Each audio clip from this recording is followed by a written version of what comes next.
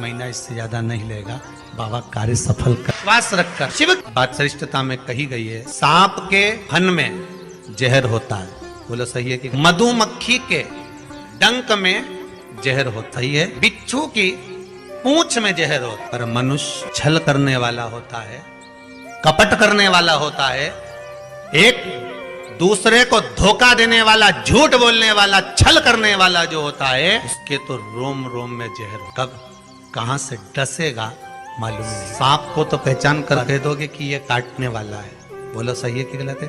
बिच्छू को देखकर डर जाओगे कि ये काटने वाला है, मधुमक्खी का डंक देखकर डर जाओगे कि मधुमक्खी काटने वाली है। इंसान को कैसे पहचानोगे कि यह काटने वाला है? मनुष्य को कैसे पहचानोगे कि यह काटेगा? मानव को कैसे पहचानोगे कि यह काटेगा? हो सकता है तुम्हारे नजदीक में रहता हो, तुम्हारे साथ में रहता हो और कई वर्षों तक साथ रह रहा हो, कब काट जाएगा आपको मालूम पड़ेगा? नहीं, सांप को देखकर भर जाएगा कि इस काट सकता है, बिच्छू काट सकता है, सांप, ये मधुमक्खी मुझे डंक मार सकती है, पर मनुष्य को कैसे पहचानोगे? तो शिव महापुराण की कथा एक बात बहुत सुंदर कहती है कि जितने विषैली हैं मधुमक्खी शंकर जी के पास, शिव जी का नाम एक धूमवान है। क्या नाम है? धूमवान। माता पार्वती का नाम एक धूमावती, जिनके पास में मधुमक्खी ढेर, पूरे शरीर के आसपास में मधुमक्खी है, धूमावती। शिव जी के गले में सर्प, वो भी विषैला, कानों में बिच्छू, वो भी विषैला। हम कैसे पहचानेंगे कि ये व्यक्ति विषैला है, ये हमको धोखा देगा, ये कपट करेगा, ये छल करेगा, ये झूठ बोलेगा, ये प्रपंच करेगा? कैसे पहचानेंगे?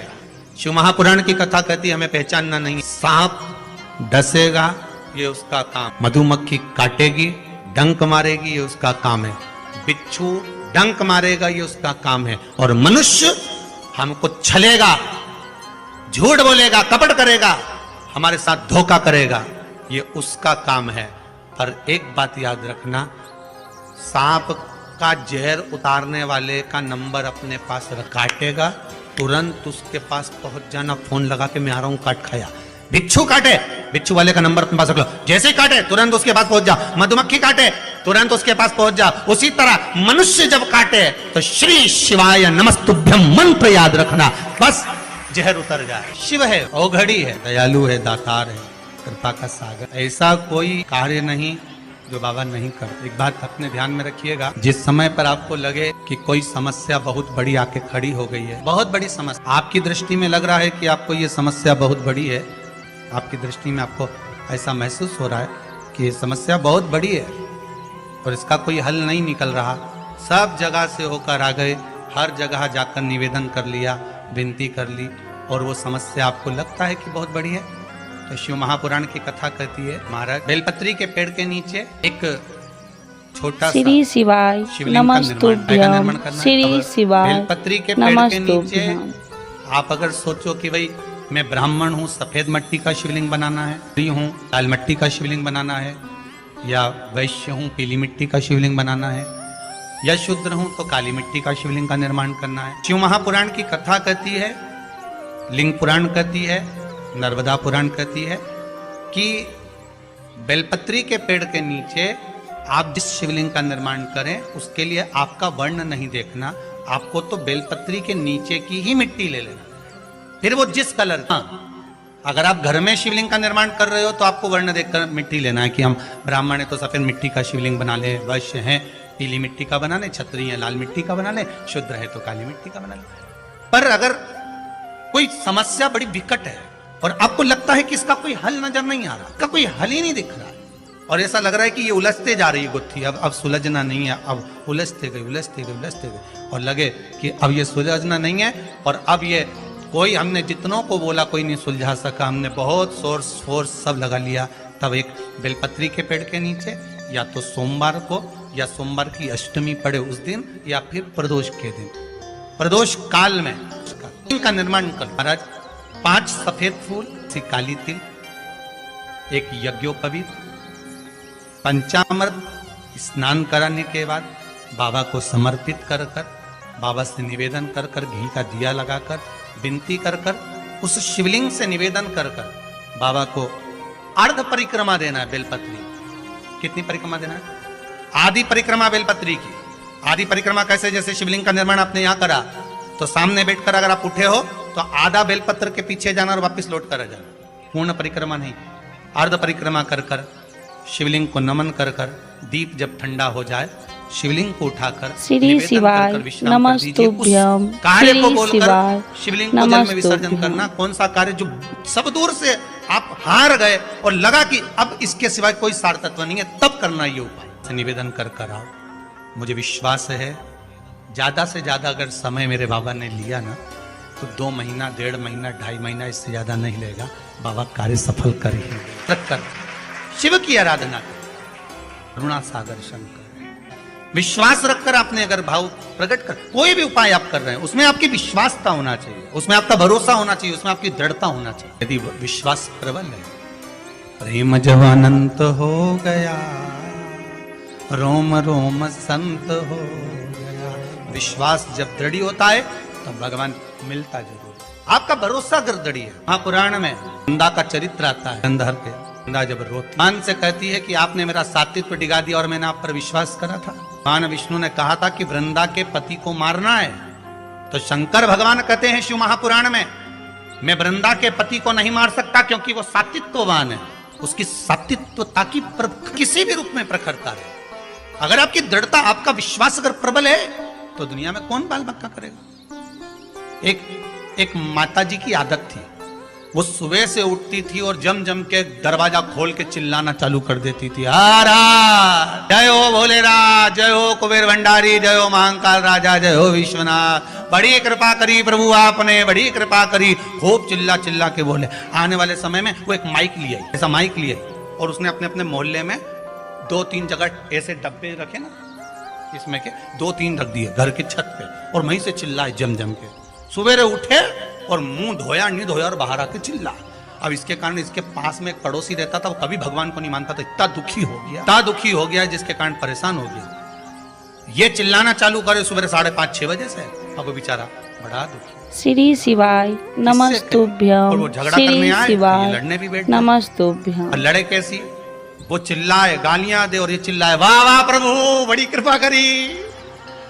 अब उसको और चिढ़ बैठे। पड़ोसी बड़ा परेशान, कभी भगवान को मानता नहीं था, अगरबत्ती नहीं लगाए, धूप बत्ती नहीं लगाए, कभी दिया नहीं लगाया, कभी भगवान के धोख नहीं लगा, बड़ा परेशान। अब एक दिन सवेरे सवेरे इसने माइक उठाया और चिल्ला के बोली शिवरात्रि के दिन, भोलेनाथ हर हर महादेव, जय महाकाल राजा, जय विश्वनाथ, बड़ी कृपा करी प्रभु, बड़ी कृपा करी, पर आज घर में खाने का कुछ नहीं है, मैं जा रही मंदिर, भोजन भेज देना भोलेनाथ। के पड़ोसी ने सोचा आज इसको मजा चखाता हूँ सही तरह से। बाजार गया, आटा चावल दाल शक्कर घी नॉन मिर्ची सब ले आया, इसके आंगन में इसके दरवाजे पर रख दिया। ये आई, इसने अंदर गई, जो देखा तो कहा दाल चावल सब्जी राई नॉन मिर्ची सब रखा था।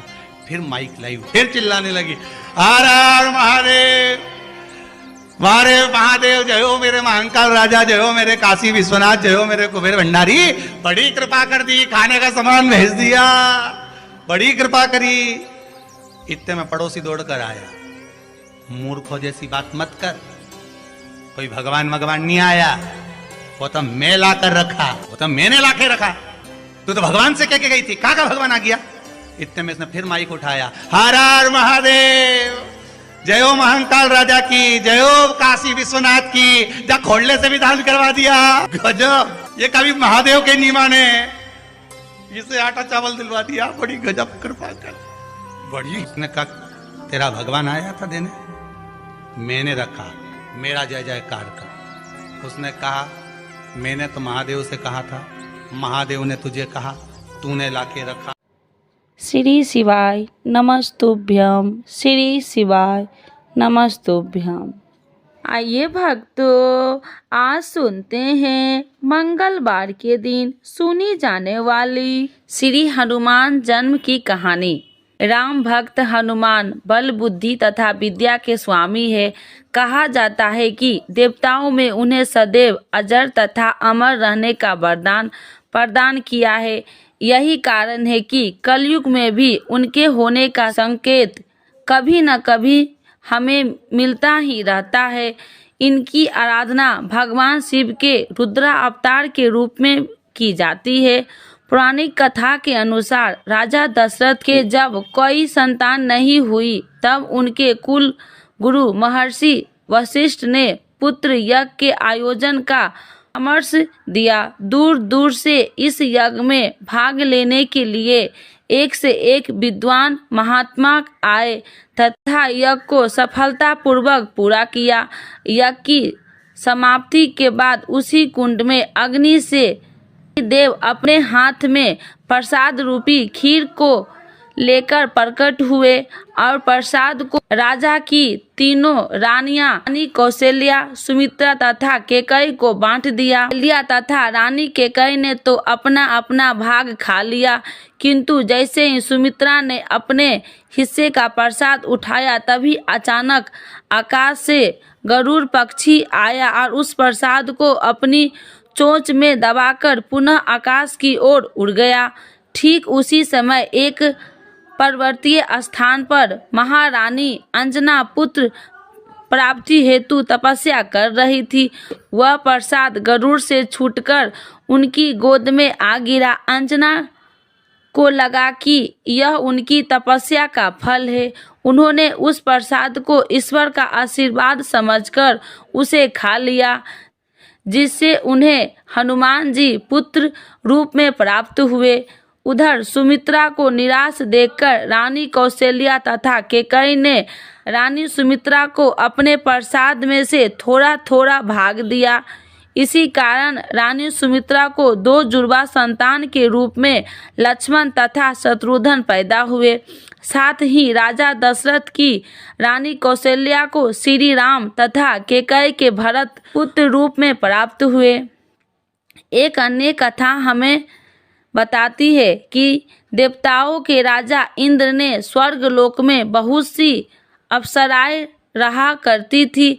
उन्हीं अप्सराओं में से एक कुंजी कस्थला नाम की अप्सराएं थी। एक समय इंद्र की सभा में उपस्थित थी तभी दुर्वासा ऋषि की स्वर्ग लोक में आगमन हुआ।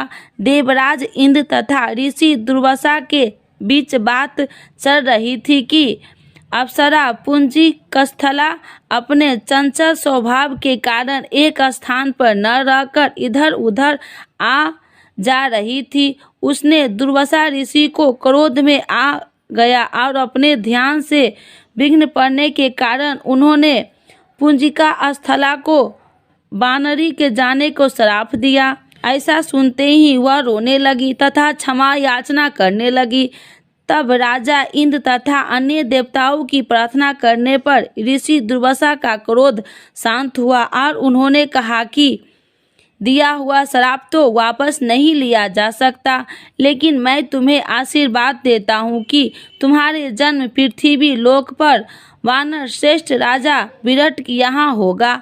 तुम अपनी इच्छा के अनुसार जब चाहोगी अपना रूप भी बदल सकोगी और भविष्य में तुम महाकर्मी, महाबलशाली तथा तेजोमय पुत्र की माता बनोगी, जिसकी ख्याति युगों युगों तक स्थापित रहेगी। वह भगवान श्री हरि विष्णु के अवतार मर्यादा पुरुषोत्तम श्री राम के अत्यंत भक्त तथा सेवक होगा। श्री राम जीवन की उसकी बहुत बड़ी भूमिका होगी तथा वह उनके कई कार्यों में सिद्ध होगा। उसी श्राप के परिणाम स्वरूप पुंजी कस्थला का जन्म मृत्यु लोक में राजा विराट के यहाँ पत्नी के गर्भ से हुआ था तथा उनका नाम अंजना रखा गया। अंजना जब विवाह योग्य हो गई तो राजा विराट ने वानर राज केसरी से उनका विवाह करा दिया, जिसके पश्चात श्री हनुमान जी का जन्म हुआ। जिस समय भगवान श्री राम अपना वनवास खत्म करने पुस्तक यान से वापस अयोध्या लौट रहे थे, तब उन्होंने हनुमान जी से माता अंजना के दर्शन की इच्छा प्रकट की। तब सभी माता अंजना के दर्शन को गए तथा श्री राम ने ऐसे तेजस्वी पुत्र को जन्म देने के लिए अंजना माँ की प्रशंसा की। इसी तरह एक कहानी और भी है। समुद्र मंथन की कथा तो आपने सुनी होगी। इस समय अमृत से भरा हुआ कलश समुद्र से निकला तो असुर उसे लेकर भागने लगे। उस समय भगवान विष्णु ने मोहिनी रूप धरकर असुरों को अपने रूप से मोहित करते हुए वह अमृत कलश उनसे प्राप्त कर लिया और देवताओं को अमृत पान करवाया। राहु नामक एक असुर ने धोखे से एक देवता का रूप धारण कर अमृत पी लिया था, लेकिन वह अमृत उसके गले के नीचे उतरने से पहले ही विष्णु जी अपने सुदर्शन चक्र से उसका गला काट दिया। तो वे राहु केवल धर अमर हो गया। कहते हैं कि श्री हरि विष्णु का वह रूप इतना सुंदर था कि भगवान शिव ने जब वह रूप देखा तो वे भी मोहित हो गए और उनका तेज संकलित हो गया। भगवान शिव ने उस तेज को संभाल पाना किसी भी वश में नहीं था। सभी देवता विचार करने लगे कि इस तेज का क्या किया जाए। तभी सभी देवताओं की सलाह मानकर विष्णु जी ने इस तेज को धारण करने की क्षमता प्रदान करते हुए तपस्या कर रही थी अंजना के गर्भ में स्थापित कर दिया, जिससे शिव जी के 11वें रुद्रावतार के रूप में महाबलशाली श्री हनुमान जी का जन्म हुआ।